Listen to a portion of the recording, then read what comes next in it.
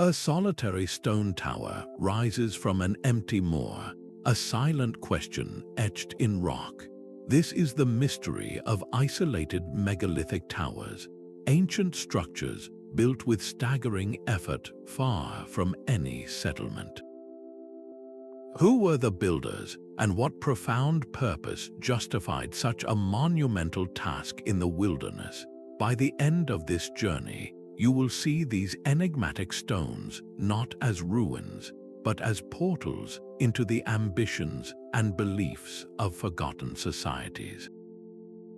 We will investigate if they were celestial calendars tracking the stars, impregnable fortresses guarding borders, or sacred sites for communing with the divine. What does a civilization choose to build when no one is watching? That profound solitude is the first clue.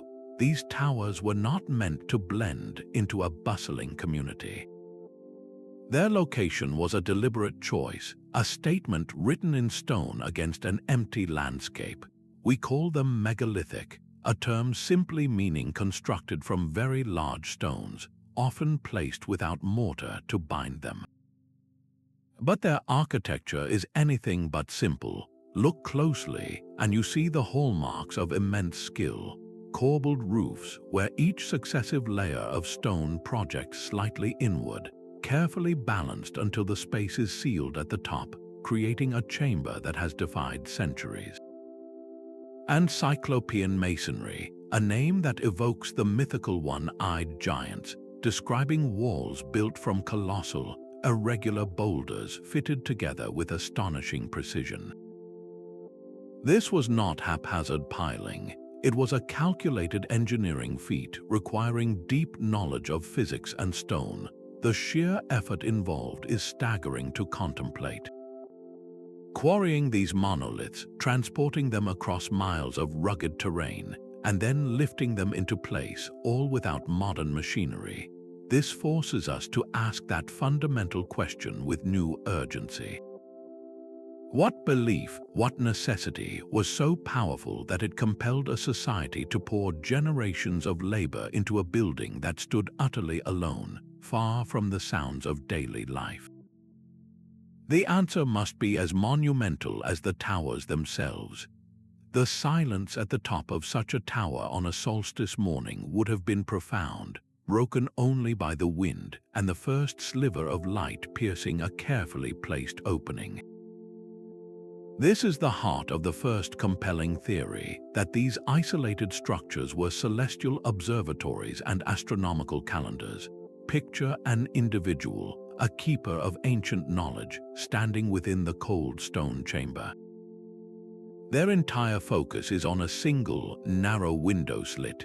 As the sun crests the distant horizon, a brilliant shaft of light strikes a specific mark on the far wall, illuminating a carved spiral or simply falling upon a particular stone. In that moment, the year is measured, a solstice or an equinox is confirmed. The community, perhaps waiting far below or in a distant village, receives the signal that it is time to plant, to harvest, or to begin a sacred ceremony. This was not magic, but a sophisticated science encoded in rock. The work of researchers like Dr. Giulio Magli demonstrates that the alignments in towers, such as the Nuraghe of Sardinia with the solstice sun, are too precise to be accidental. Similarly, some of the Scottish Brochs appear to have openings that track the complex cycles of the moon. This required an advanced understanding of mathematics and celestial patterns, knowledge so vital it was rendered permanent in these immense stone clocks. Their remote, elevated locations were not a hardship but a necessity, offering an unobstructed view of the heavens, far from any obscuring light or activity. This theory beautifully merges the practical with the spiritual. Were these towers tools for survival, ensuring agricultural success, or were they bridges to the divine, a way for a community to physically anchor itself to the rhythms of the cosmos?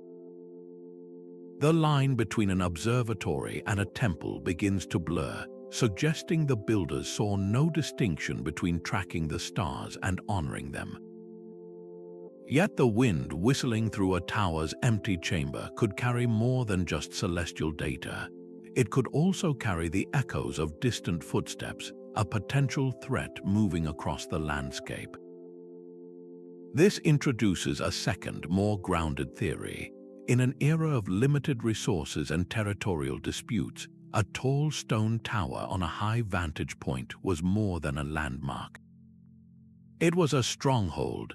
The defensive theory paints these structures as fortified refuges and watchtowers, built along contested borders to control movement and provide an early warning. Consider the sheer physicality of these buildings. Their walls are immensely thick, sometimes over 15 feet, capable of withstanding any assault of the age. Entrances are narrow and low, forcing any attacker to enter one at a time and in a stooped, vulnerable position. The views from the top are commanding, offering a panoramic sweep of the surrounding valleys and coastlines. A single sentry stationed inside could see for miles, spotting the dust cloud of an approaching group long before they arrived. This was a practical, powerful advantage. We see this logic in structures like the Corsican Torre, simple yet formidable towers that dot the island's coastline, likely serving as a network of lookout posts against seaborne threats. In the highlands of Ethiopia, the stone and mortar jeddams served as secure retreats for communities during times of conflict, their isolated locations making them difficult to besiege. And then there is the Broch of Mousa in Shetland, a structure that stands over 40 feet tall even today. Its incredible height would have allowed its defenders to survey the sea approaches relentlessly, a silent guardian against rival groups.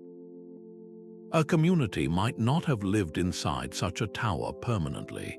Instead, it represented a guaranteed safe haven, a place to retreat to when danger loomed. Its very presence was a symbol of power, a clear message to any rival that this land, these hunting grounds, these trade routes were watched and defended.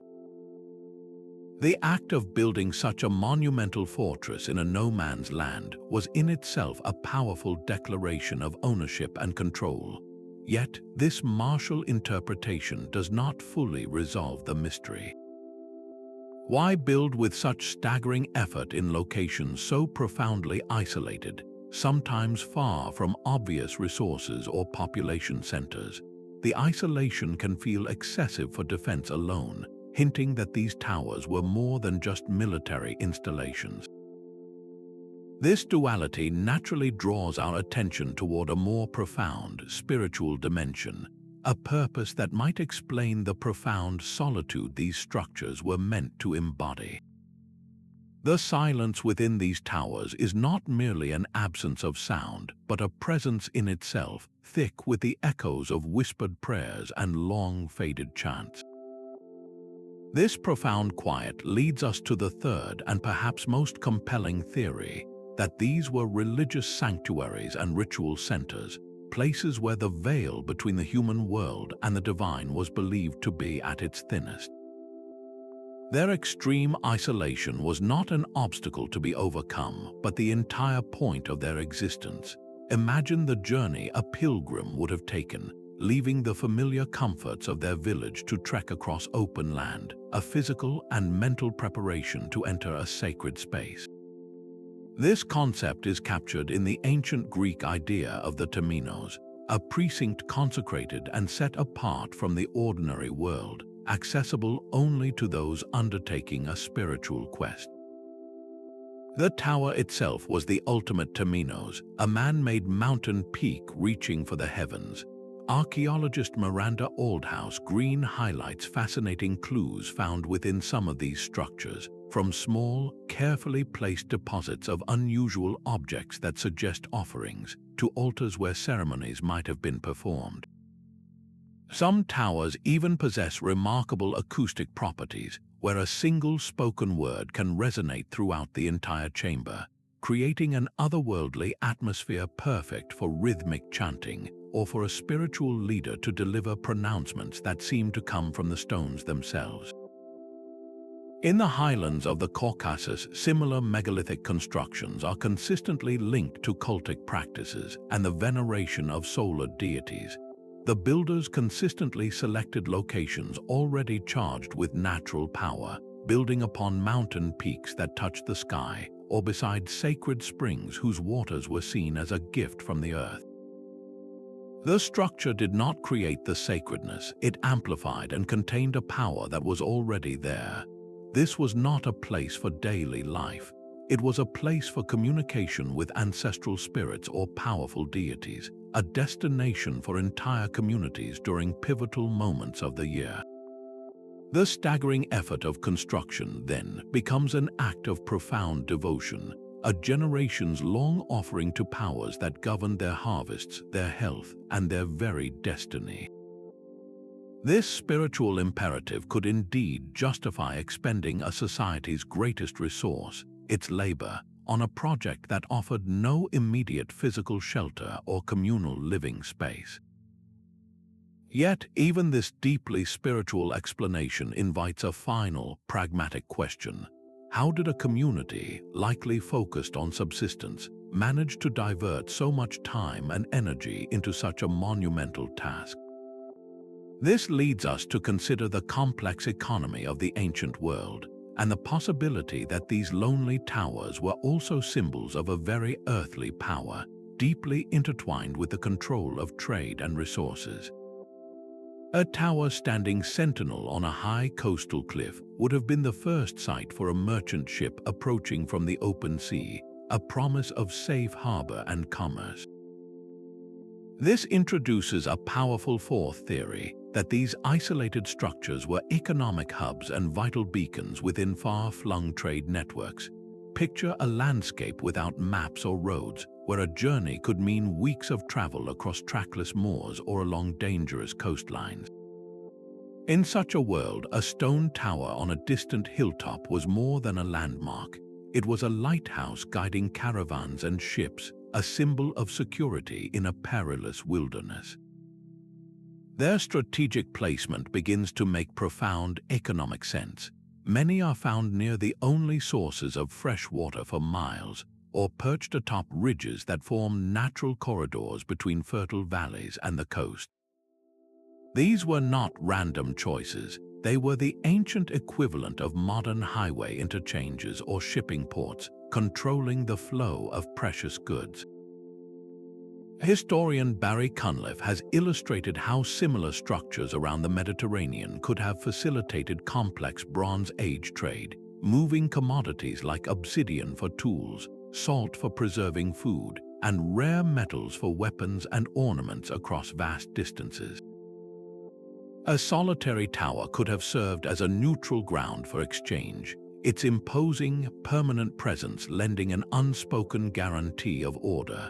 Traders from different groups, who might otherwise be wary of one another, could meet under the tower's shadow to barter, knowing that this was a place of business protected by its very prominence. The immense labor of construction now finds a different justification. It was not merely an act of faith or defense, but a calculated investment. Controlling a key point on a trade route meant wealth, influence, and access to exotic materials. The community that built the tower could tax passing merchants, provide them with shelter and supplies, and grow powerful from the resulting exchange. Evidence from sites near some towers, like remnants of processing tools or carefully dug storage pits, suggests they were more than just lookouts. They were active economic centers, places where raw materials were worked into valuable goods and where surpluses were kept safe.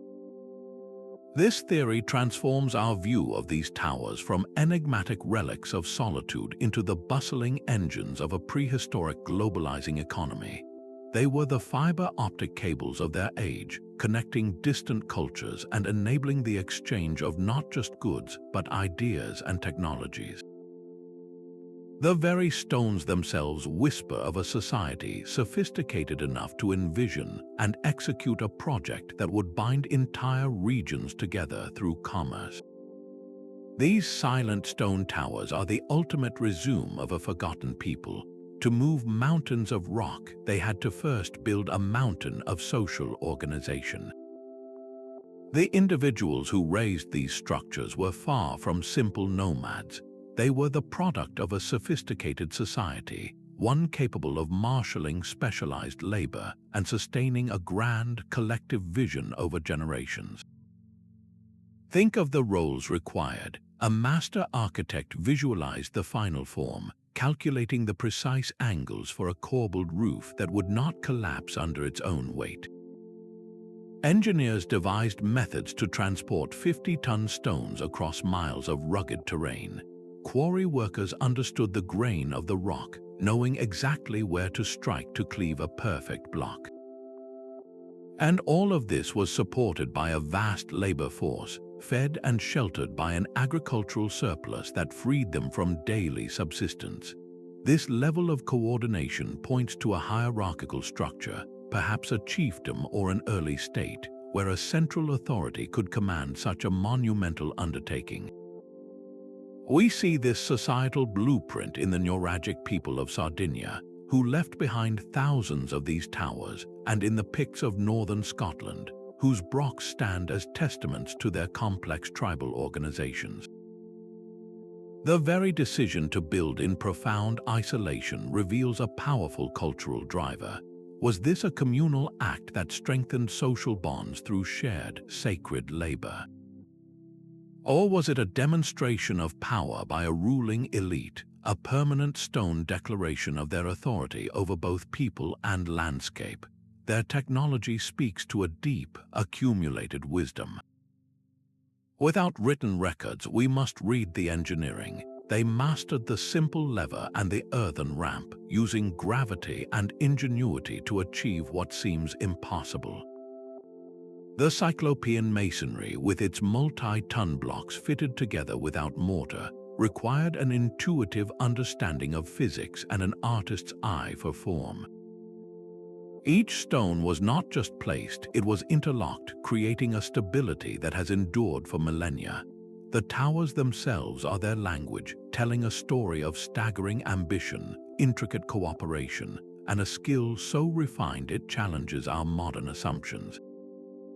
This leaves us with the most tangible mystery of all. How did human hands, without metal tools or powered machinery, actually transform a cliff face into a towering sanctuary? The sound of a stone cracking under controlled fire echoes across a quarry, a signal that another colossal block is ready for its journey.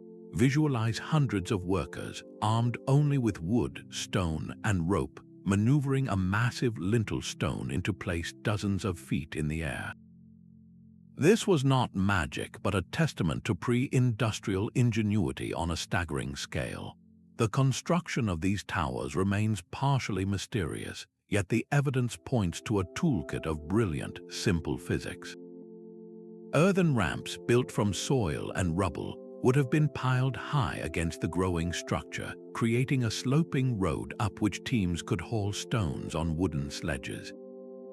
Levers and counterweights transformed human strength into lifting power, allowing crews to inch multi-ton blocks into their precise positions, and once in place, the stones were locked together. They used complex joinery like the mortise and tenon, where a projecting tenon on one stone fits perfectly into a hollow mortise on another, creating a secure bond without a single drop of mortar. The famous Broch of Mouser in Shetland showcases this engineering perfectly. Its double-skinned wall, two separate stone curtains filled with a core of rubble, created a stable, tall, and surprisingly insulated structure that has withstood millennia of relentless Atlantic gales. But before a single stone could be lifted, it had to be won from the earth. Quarrying was a Herculean task in itself. Workers would often light controlled fires against a rock face, heating it intensely before dousing it with cold water. The sudden thermal shock caused the stone to fracture along predictable lines, yielding manageable, if still immense, blocks. Then came the great move. Transporting these stones over miles of difficult terrain required meticulous planning. Using log rollers or greased wooden sledges, vast teams would have pulled in unison, a coordinated effort that turned impossible weight into gradual, deliberate motion. This was not the haphazard piling of rocks. It was the sophisticated application of knowledge refined through generations of trial and error. Every aspect, from the quarry to the summit, was a lesson in applied physics and social coordination. The sheer magnitude of this effort forces a profound question. What need was so powerful, so central to their existence, that it compelled a society to pour generations of labor into such an extreme undertaking, pushing the very limits of their material world to create something meant to stand utterly alone? The ground beneath our feet holds the first and most enduring chapter of this story. These towers were not dropped randomly onto the landscape. They were placed with an intention so precise we can still read it today, a dialogue written in stone and terrain.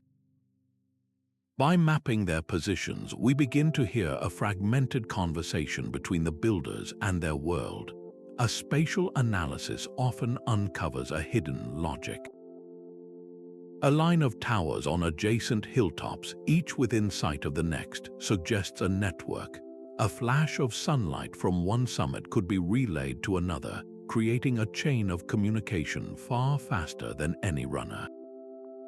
This points toward a system of defense or territorial control, a community's early warning system etched across the horizon. Other towers stand alone, yet their placement is no less deliberate.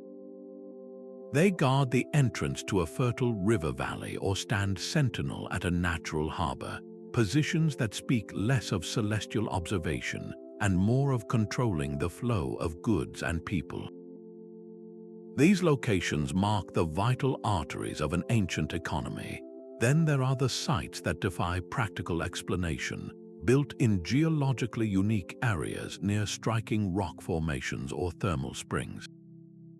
These places, which modern science might classify as fault lines or mineral deposits, likely held deep spiritual meaning for the builders. The land itself was considered alive, and these nodes of earthly power were the perfect places to build a bridge to the divine. Modern tools like Geographic Information Systems, or GIS, allow archaeologists to move beyond simple observation. They can digitally recreate the ancient world, calculating precise lines of sight from a tower's summit and modeling travel routes to the nearest source of fresh water. This technology reveals patterns invisible to the naked eye. For instance, the talayots of Menorca are almost always positioned with commanding views of the Mediterranean coastline, a strong indicator of their role in monitoring sea lanes. This geographical context is a crucial piece of the puzzle. The architecture tells us how they built, but the landscape tells us why they built here. Before we can understand the artifacts left inside these towers, we must first learn to read this primary source, the vast and open book of the earth itself.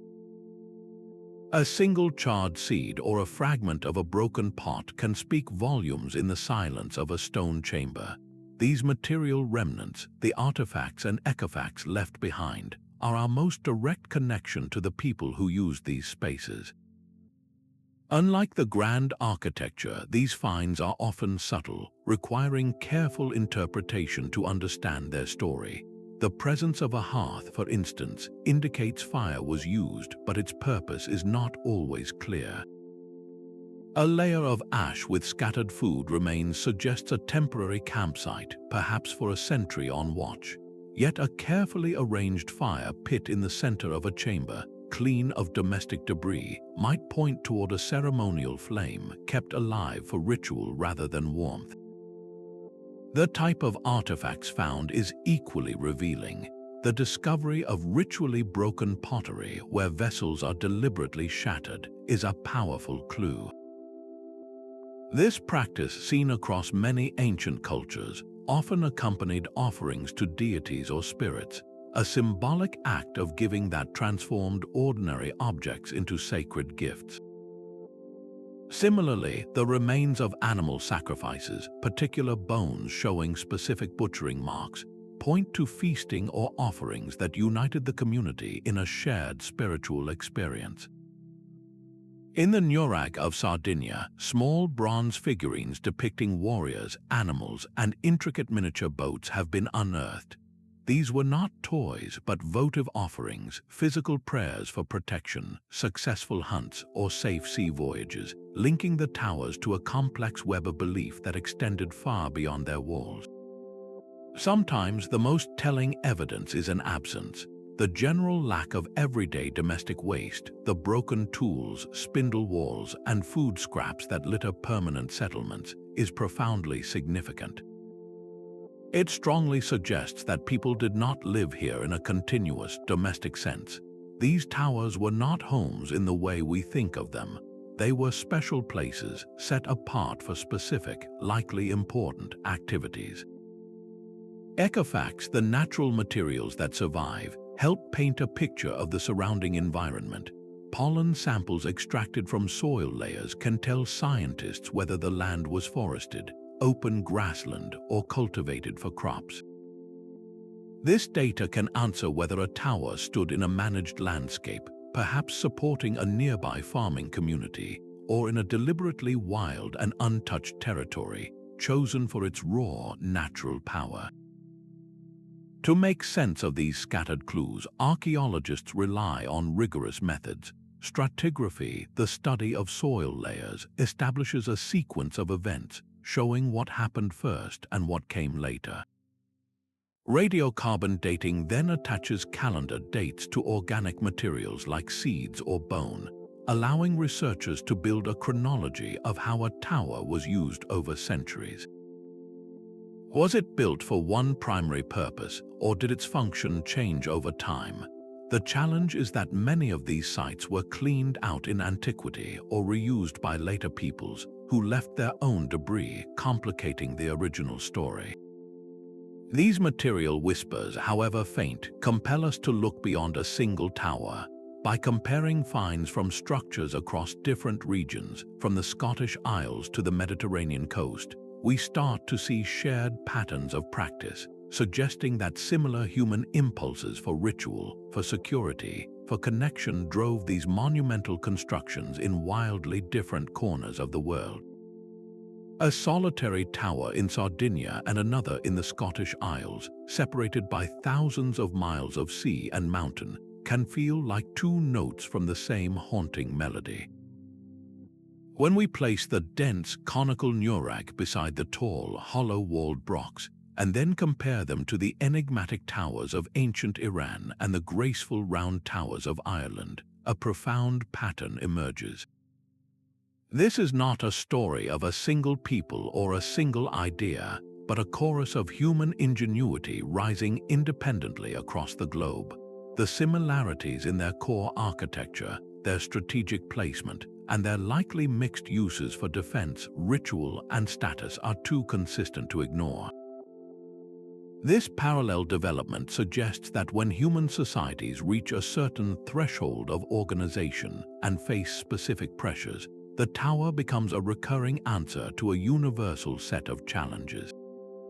Why would a community in the rainy highlands of Scotland and another in the sun-baked hills of the Mediterranean both invest generations in such a similar, colossal project? The answer lies not in shared blueprints, but in shared human experiences. Societies experiencing emerging social hierarchy, competition over fertile land or trade routes, or a deepening need to codify their relationship with the cosmos seem to have converged on this form. A comparative lens allows us to isolate the crucial variables. It reveals that the presence of advanced stoneworking skill alone was not enough. Their neighbors often possessed the same technology. The difference was a cultural catalyst, a driving need so powerful it demanded a permanent, towering statement in the landscape.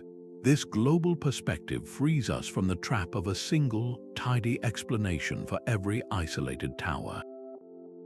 Instead, we see a spectrum of solutions, each culture adapting the core concept of the tower to its own unique environment and beliefs. The Nuraghe, often complex with multiple towers, might have served as a chieftain's stronghold and a communal ceremonial site.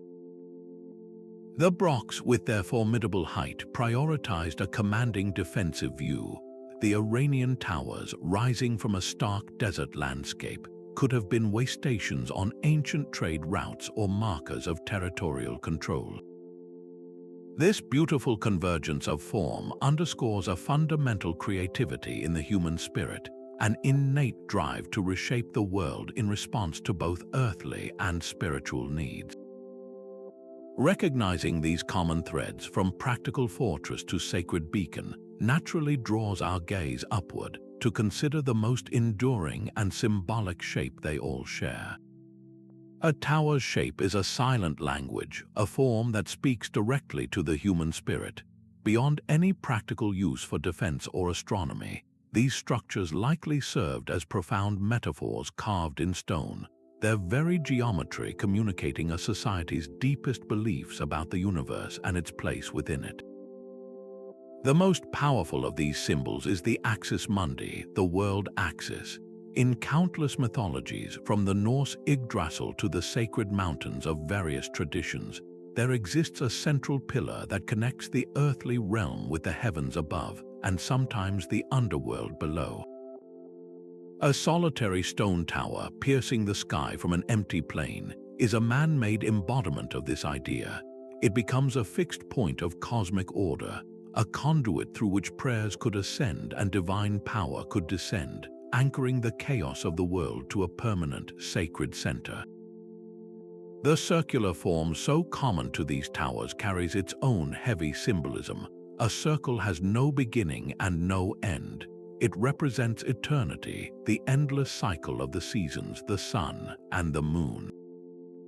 By building in a ring, the community may have been enacting a belief in continuity and protection, enclosing a sacred space and defining a boundary between the profane world outside and the consecrated ground within.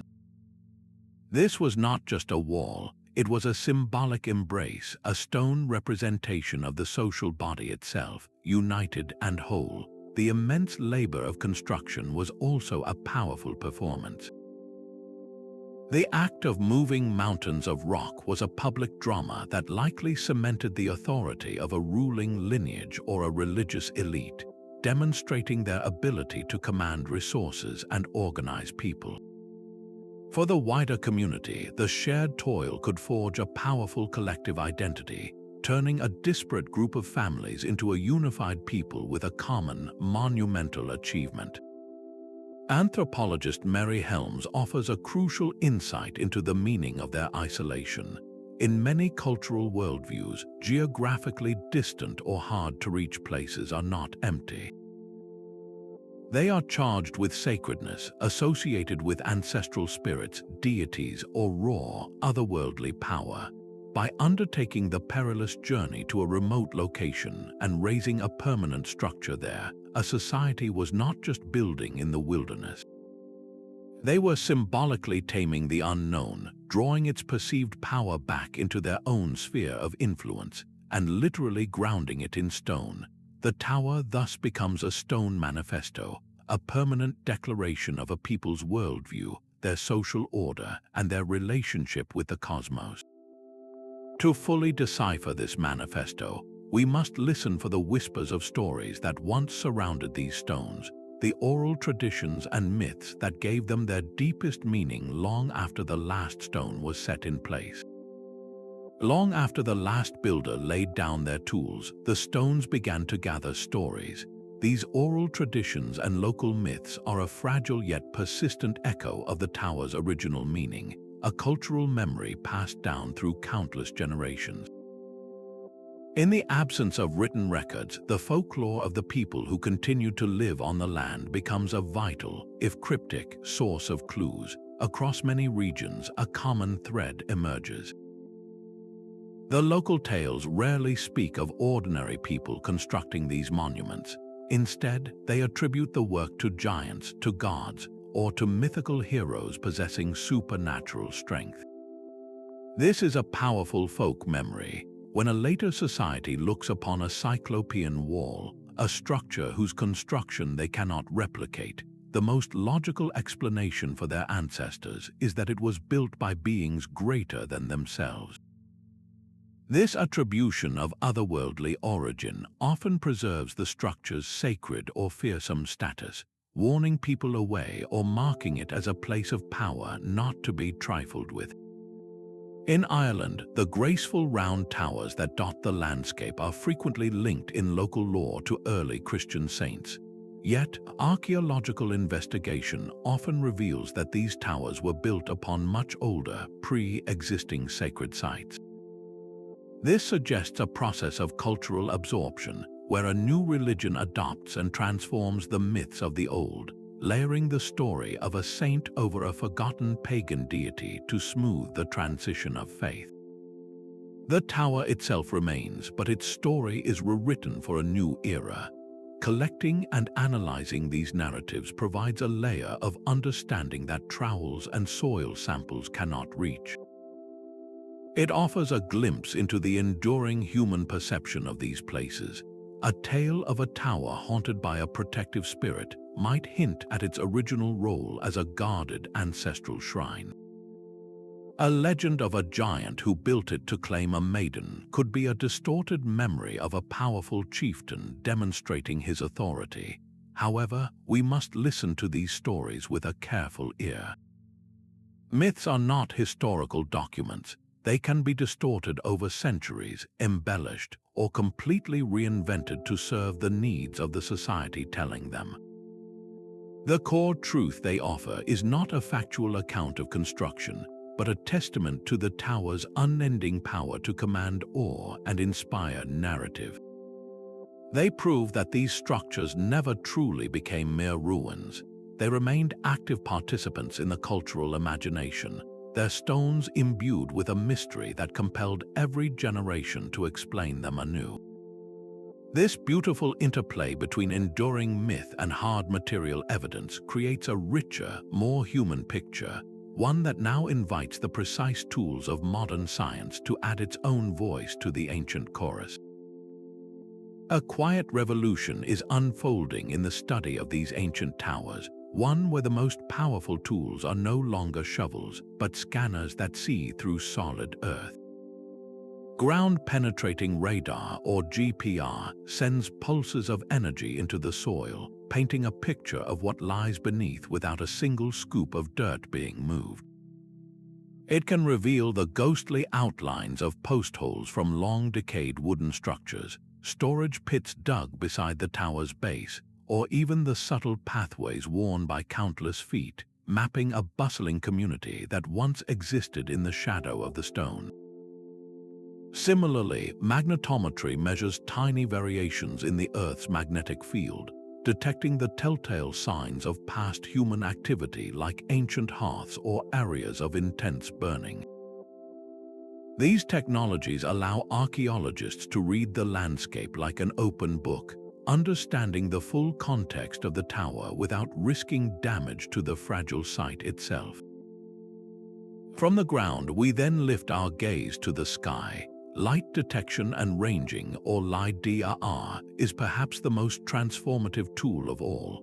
Mounted on aircraft, it fires millions of laser pulses at a forest floor, digitally stripping away the dense canopy to reveal the terrain beneath with astonishing clarity. In regions once thought to be empty wilderness, LiDAR has uncovered the faint but unmistakable shapes of entirely unknown towers and extensive earthworks, proving these structures were far more numerous and interconnected than we ever dreamed. This has completely rewritten our maps, showing that what appears as a lone sentinel today was often part of a vast, organized network. Meanwhile, drones circle overhead, capturing thousands of overlapping photographs that are stitched together into precise three-dimensional models. These virtual twins of the towers allow researchers to take measurements down to the millimeter, study stonework from impossible angles, and even simulate how light would have entered the chambers on specific dates, testing astronomical alignment theories with digital precision. But what of the people themselves? When rare discoveries of human remains are made, science can now listen to their stories. Isotope analysis examines the chemical signatures locked inside teeth and bone. The specific mix of elements acts as a dietary passport, revealing whether an individual grew up eating local crops or food from a distant region. A person found near a remote tower with isotopic signatures from hundreds of miles away could very well have been a pilgrim, a trader, or a skilled artisan who traveled a great distance to this specific important place. This non-invasive approach is a gift to the future, preserving these sacred sites intact for the next generation of researchers with technologies we cannot yet imagine. Each new dataset acts like a key, turning the lock on mysteries that have stood for thousands of years. The slow, careful work of speculation is now being rapidly eclipsed by a flood of hard evidence, setting the stage for discoveries that are fundamentally reshaping our understanding of why these towers were built. The wind howling through the skeletal remains of Dun Telv carries the whispers of a masterclass in stone. These Scottish Brochs are not just towers, they are feats of prehistoric engineering, their dristone walls rising to breathtaking heights without a speck of mortar. The secret to their enduring strength lies in their unique hollow wall construction. Picture two concentric stone curtains, meticulously built with a slight inward lean, the gap between them filled with a core of rubble and soil. This design created a structure that was simultaneously massive and lightweight, its double skin providing incredible stability against the fierce Atlantic gales while requiring far less stone than a solid pillar. Their strategic placement along sea lochs and fertile glens was no accident. From these vantage points, a Broch keeper could monitor the comings and goings along vital sea routes and land paths, a silent sentinel over the landscape's pulse. For generations, the prevailing story was one of defense, of these Brochs serving as fortified strongholds for local chieftains during times of tribal conflict. The narrow entrance passages and imposing height certainly support that idea. Yet, when archaeologists carefully sifted through the soil at sites like Dun Trodden, they found a surprising lack of evidence for violent struggle. Instead of shattered weapons and the marks of siege, the earth yielded a different kind of treasure. They uncovered rotary querns, the simple yet essential hand mills used for grinding grain into flour. This points not to a garrison under constant threat, but to the daily, domestic work of food preparation. Even more telling are the traces of fine metalworking discovered nearby. The presence of crucibles and slag suggests that skilled artisans were working within the Broch's shadow, transforming raw materials into valuable tools and ornaments. This changes the entire narrative. A Broch was likely far more than a fortress. It was a center of economic production and a powerful symbol of social status. Controlling the production of food and the crafting of prized metal goods would have given a local leader immense influence. Their distribution along the coast strongly suggests they were nodes in a maritime trade network.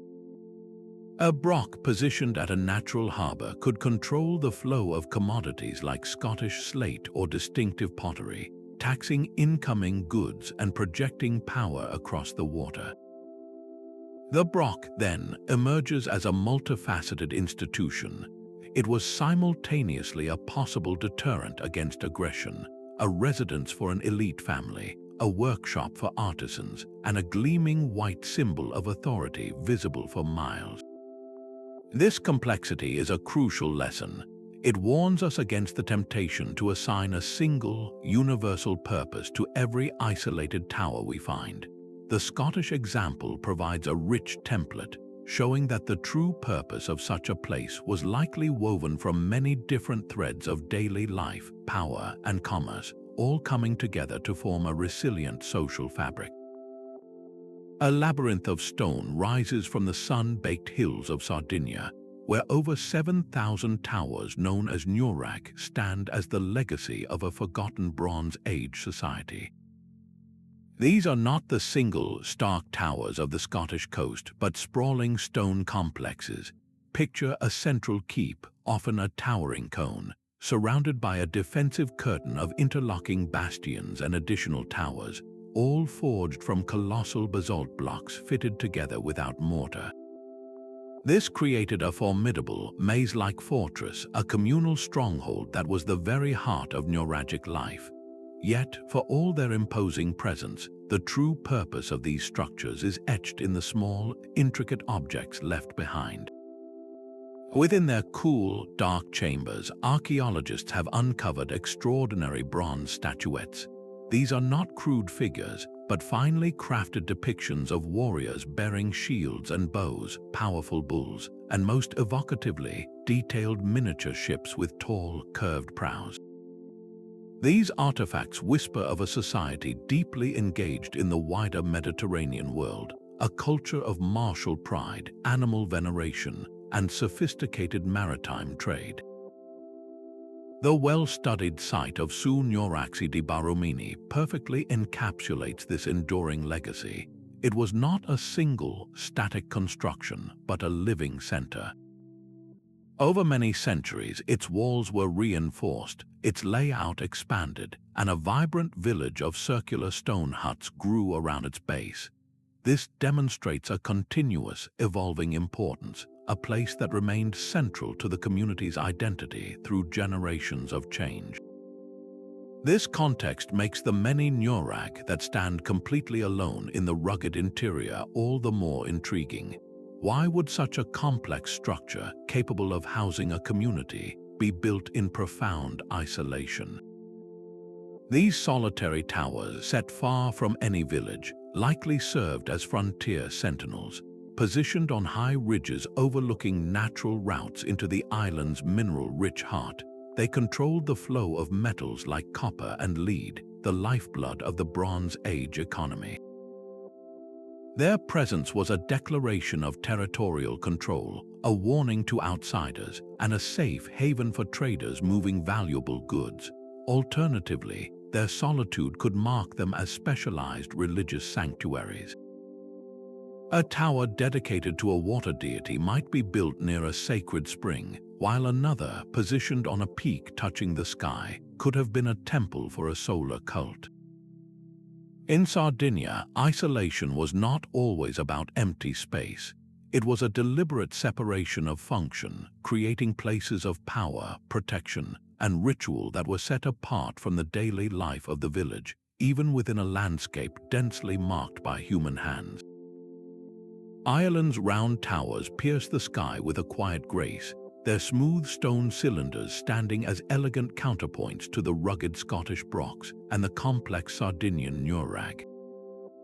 Constructed between the 9th and 12th centuries, these are the most recent of our towers, emerging at a time when written records begin to illuminate their story. Their primary function seems clear. Positioned within monastic settlements, they served as bell towers, their conical summits housing a bell whose call to prayer would have echoed across the countryside. Their most striking defensive feature is the high, narrow doorway, often perched 10 or even 15 feet above the ground. This was a direct response to the very real threat of Viking raids, forcing anyone seeking entry to use a retractable ladder, transforming the tower into a secure refuge for monks and their precious manuscripts during an attack. Yet, this practical explanation only scratches the surface of their deeper meaning. Why build such enduring monuments from stone in a landscape where most other structures, even important churches, were built from wood and would have quickly vanished? The choice of material itself was a profound statement. These towers were meant to last, to project the eternal power of the new Christian faith across a land steeped in older traditions. We see this symbolic fusion in their placement. Many round towers are found near sacred wells or on sites that held significance for pre-Christian communities. This was likely a deliberate act of continuity, Christianizing a pre-existing concept of a sacred pillar or a connection to the other world.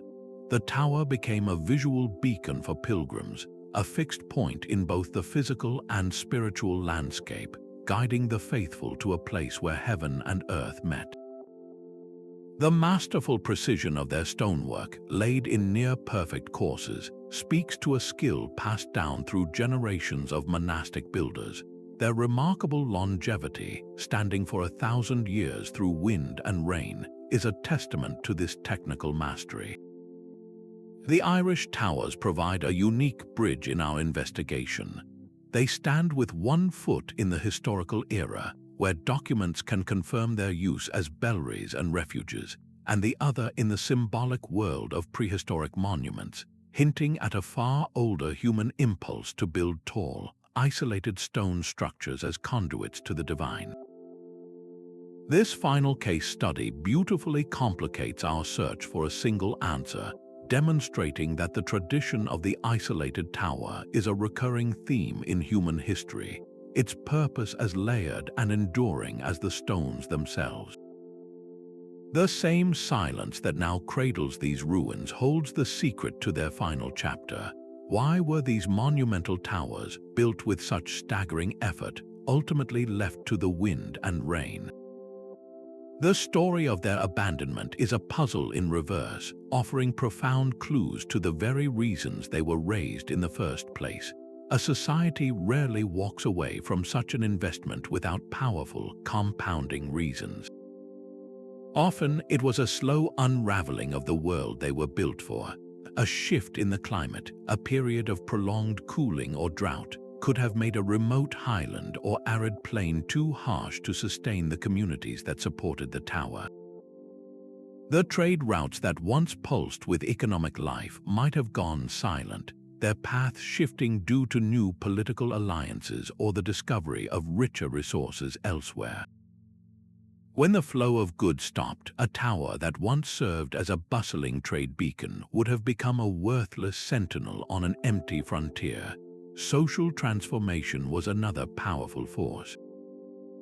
The centralization of political power, the rise of a kingdom that could enforce peace across a wide territory, would have made a network of border forts obsolete.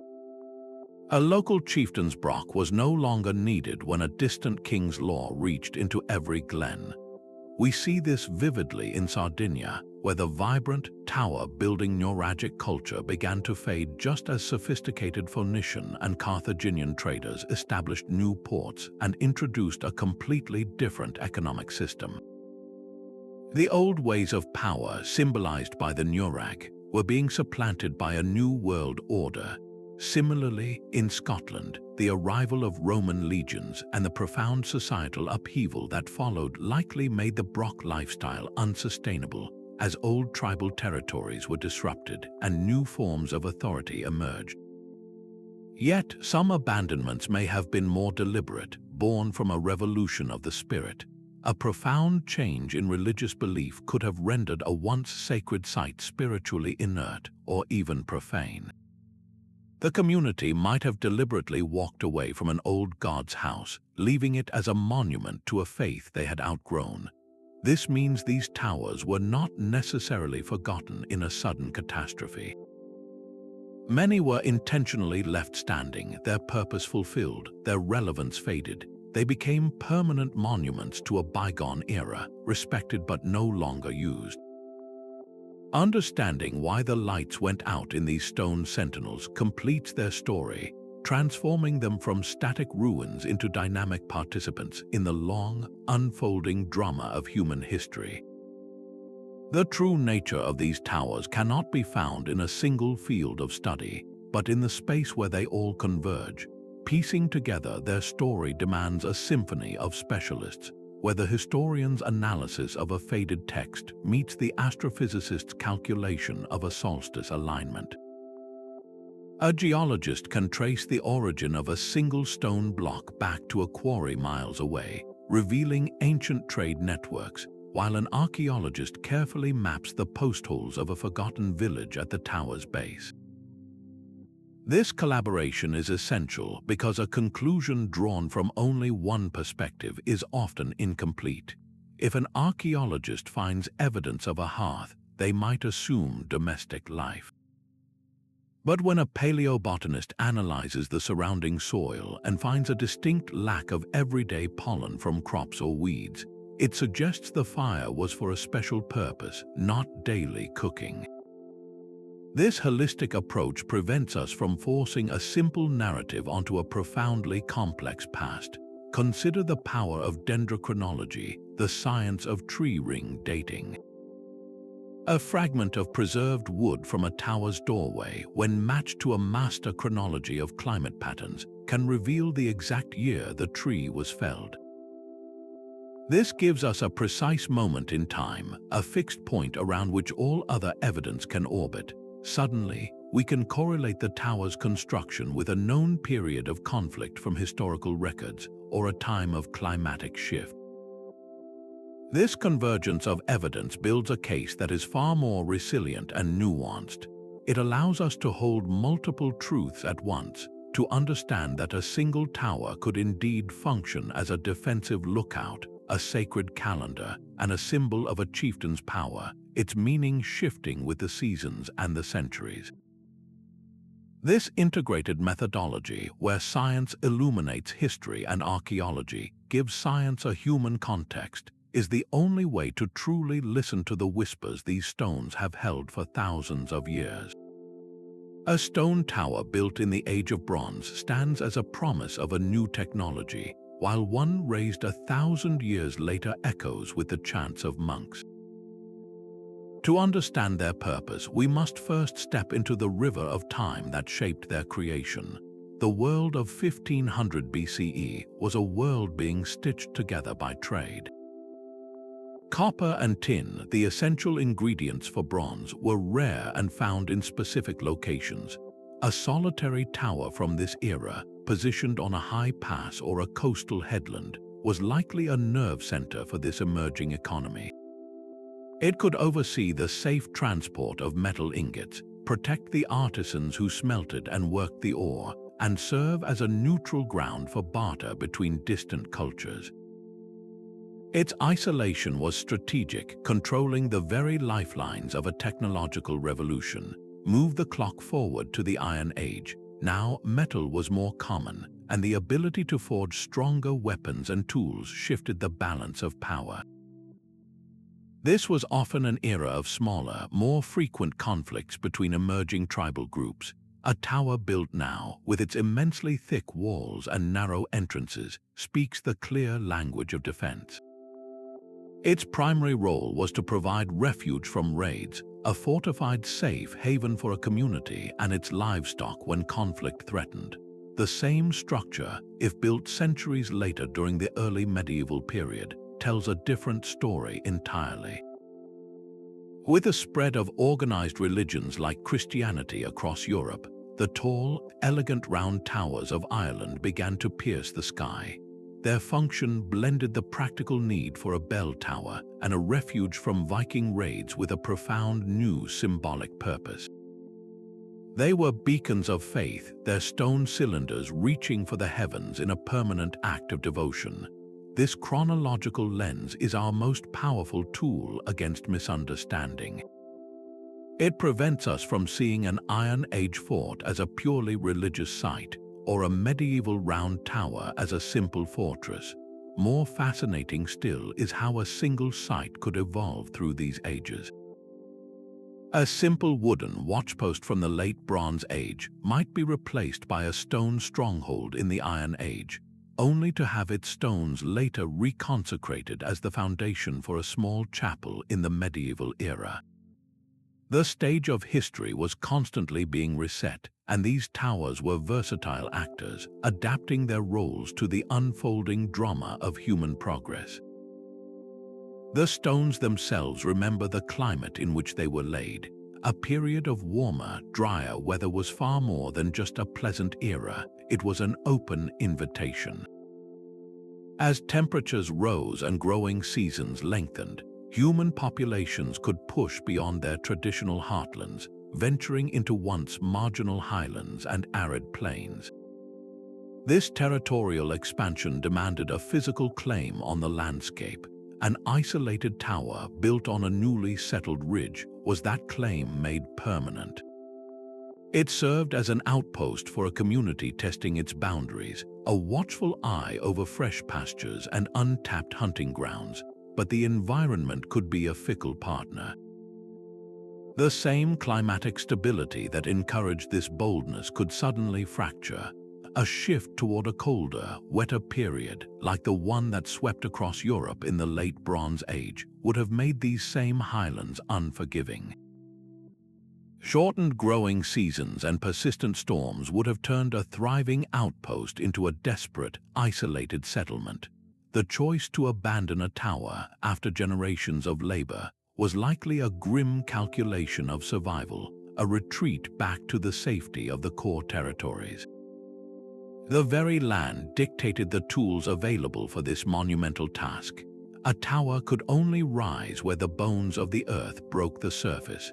The presence of a suitable stone outcrop, whether of easily split sandstone or enduring granite, was the first and most non-negotiable requirement. Builders were practical geologists, reading the landscape for seams of workable rock, knowing that transporting massive blocks over vast distances was a nearly impossible burden. Even with the stone secured, the most vital resource of all was water. A spring or a reliable stream within a reasonable distance was essential, not just for the thirsty workers during construction, but for any sentries, pilgrims, or inhabitants who would use the tower for centuries to come. A site without water was a site without a future. How can we possibly know what the weather was like 3,000 years ago? The answers are locked in the mud and the ice. Scientists study ancient pollen records extracted from lakebed cores, identifying the types of plants that thrived in different eras. A sudden decline in tree pollen and a rise in hardy grasses can signal a cooling, drying climate. Meanwhile, ice cores drilled from glaciers contain tiny bubbles of ancient atmosphere, providing a direct measure of past temperatures and greenhouse gases. This data paints a vivid picture of the environmental stage upon which these human dramas were performed. The tower, in the end, was a profound dialogue between human ambition and the physical world. It was a society's way of imposing a bold, geometric order upon a landscape that could be both bountiful and brutally hostile. To understand why a tower stands where it does is to listen to that ancient conversation, and to appreciate the ingenuity of a people who learned to build not just with stone, but with the very climate itself. A flag fluttering in the Mediterranean breeze bears the unmistakable silhouette of a Nuraghe, while a euro coin in your pocket might carry the same ancient image. These towers have completed a remarkable journey from forgotten ruins to the very soul of modern cultural identity. In Sardinia, the Nuraghe are far more than archaeological sites. They are a foundational pillar of what it means to be Sardinian, a source of immense regional pride that connects a contemporary population to a deep, powerful past. This transformation from local mystery to celebrated monument is a global phenomenon. Across Scotland, the Brochs draw visitors from around the world, forming the backbone of heritage tourism in the highlands and islands. Local communities have become their most passionate guardians, organizing clean-up efforts and fundraising for stabilization work, ensuring these stone sentinels will stand for generations to come. This public embrace is a double-edged sword, however. The very footsteps that signal admiration also wear down ancient pathways. The breath of countless visitors in a confined stone chamber can alter its delicate microclimate. Conservationists now walk a fine line, installing discrete walkways and viewing platforms to protect the structures while still allowing people to experience their awe-inspiring presence. The challenge of restoration itself is profound. Do we repoint crumbling mortar with modern materials or attempt to use only traditional techniques? Each decision is a debate about authenticity, a conversation between preserving the original fabric and ensuring the tower's physical survival. Yet, this widespread public fascination has an immensely positive side. It directly fuels the engine of discovery. Ticket revenue from visitors and donations from heritage groups provide the essential funding for new archaeological surveys, cutting-edge geophysical scans, and academic research. A tourist's curiosity today can literally pay for the excavation that uncovers a crucial artifact tomorrow, creating a beautiful cycle where public engagement enables deeper understanding. This shared stewardship means these towers no longer belong solely to specialists.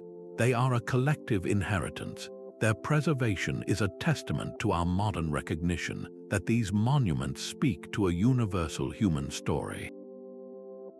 They are a physical bridge across time, reminding us of our own place in the long narrative of human ambition. The drive that raised these stones is the same drive that compels us to protect them, to find meaning in their silence, and to see our own reflections in their weathered faces. Even with all our advanced tools and accumulated knowledge, these stone giants guard their deepest truths. The central debate remains unresolved, a quiet war of ideas fought in academic journals and conference halls.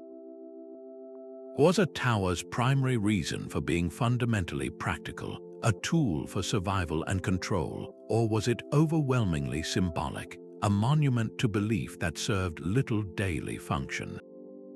The evidence often points in both directions at once, suggesting that our modern separation of the sacred and the secular simply does not apply. A tower could be a fortress, a calendar, and a temple simultaneously, its meaning fluid, changing with the season and the societal need. This leads to another contentious question. Are we looking at a universal human solution, a core idea that different cultures arrived at independently when faced with similar pressures? Or is each regional group of towers a unique invention, a local answer to a distinctly local problem? The striking similarities in form from Scotland to Sardinia argue for a shared human impulse, while the subtle differences in their artifacts and placements highlight profoundly different daily realities. The very people who built these wonders are a subject of intense discussion. How did a society likely focused on the hard work of subsistence marshal the generations of labor required? Was this a voluntary communal act, a sacred project that bound the community together in shared purpose and identity? Or was it a demonstration of coercive power, an elite class commanding a vast workforce to etch their authority permanently into the landscape? The silent stones offer no testimony about the social dynamics of their creation, leaving us to wonder if they are monuments to collective spirit or to imposed will. Compounding these debates is the persistent challenge of time. The dating of many sites remains frustratingly imprecise. Without knowing exactly when a specific tower was raised, it is difficult to link its construction to a known climatic event or a particular shift in social organization. A timeline built on estimates can easily lead to mistaken correlations, placing a tower in an era of peace when it was actually built for war, or vice versa. This is why a single discovery from a new excavation can be so revolutionary. A piece of preserved wood yielding a definitive tree ring date, or a unique artifact traded from a far-off civilization with a known chronology, can shatter a long-held theory overnight. The consensus of one decade becomes the outdated model of the next, yet this constant state of questioning is not a weakness in the field, it is its greatest strength. It proves that these structures are not dead puzzles to be solved and filed away. They are active participants in a dialogue that spans millennia, continually provoking new questions, challenging our assumptions and refusing to be neatly categorized. The enduring mystery is not a barrier to understanding, but the very source of their endless fascination. It is what ensures that long after our current theories have been revised or discarded, these silent sentinels will still be there, waiting for the next curious mind to look up and wonder. The silent soil around these towers may soon speak with a clarity we never thought possible. Emerging techniques in environmental DNA analysis can now detect the faintest biological traces left in the earth, identifying the specific plants that grew in the vicinity or the animals that passed by thousands of years ago. This could reveal whether a solitary tower stood within a cultivated field or a deliberately wild grove, painting a vivid picture of its environmental context. Even more intimate details are coming to light through advances in protein analysis. Scientists can now examine microscopic residues on ancient pottery, potentially determining the species of an animal whose meat was cooked in a vessel, clarifying if a meal was a simple family supper or a ceremonial feast involving a rare or sacred creature. These methods allow us to listen to the biochemical whispers of everyday life, all without disturbing a single stone. The search for new towers is also becoming a collective effort.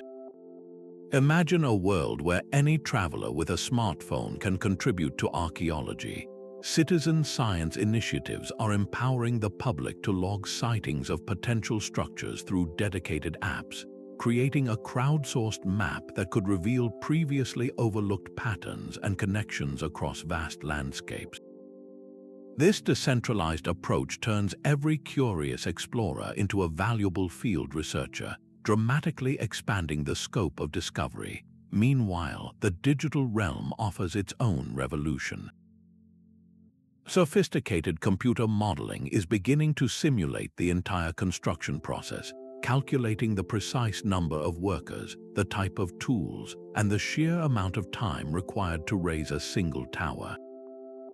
These virtual experiments test the limits of human endurance and organization, moving beyond guesswork to a data-driven understanding of the social engine behind these monuments. The future of this research is inherently collaborative, breaking down geographical and disciplinary silos. International teams are now building vast digital libraries to compare architectural details, artifact finds, and chronological data from towers across the globe on an unprecedented scale. This open, interconnected, and technologically vibrant field promises to finally animate the silent stones with the stories of the hands that built them, suggesting that the next great revelation is waiting just beneath the surface. These silent stones refuse to be confined to a single story. After exploring the evidence, we are left not with one answer, but with a tapestry of possibilities, each thread woven from the unique needs of its builders. The most profound conclusion is that there is no universal purpose for these isolated towers. Their function was fluid, often changing with the centuries. A structure might have first served as a defensive lookout for a fledgling community. As peace settled and trade routes developed, that same tower could have evolved into a beacon for merchants and a center for craft. And finally, generations later, its original purpose forgotten, it may have been revered as a sacred place, a home for ancestral spirits. The importance we place on each theory, whether it is astronomical, defensive, religious, or economic, shifts with every individual site. It depends entirely on the specific landscape, the artifacts left behind, and the cultural world that created it. The common thread running through all of them is not a single use, but the fundamental human experiences they embody. They speak to our enduring need for safety, our deep curiosity about the heavens, our impulse to connect and exchange with others, and our timeless yearning for meaning beyond the physical world. Their profound isolation was not a limitation. It was the very quality that made this multiplicity of roles possible. setting them apart as special places where society's most vital activities could converge, free from the distractions of daily life. This layered understanding allows us to finally appreciate their true complexity, honoring the mystery without forcing a simple and ultimately false consensus. The enduring mystery of these towers is a profound lesson in humility. Our journey through theories of astronomy, defense, faith, and commerce reveals not a single truth, but a spectrum of human brilliance. From the Scottish Brochs to the Sardinian Nuraghe, we have seen how modern science illuminates their construction, yet their deepest whispers remain just beyond our grasp. These structures are ultimate monuments to ambition, their silent stones speaking of societies that could orchestrate generations of labor and hold profound beliefs about their place in the cosmos. We may never unlock the full story behind every solitary tower, and perhaps that is part of their power.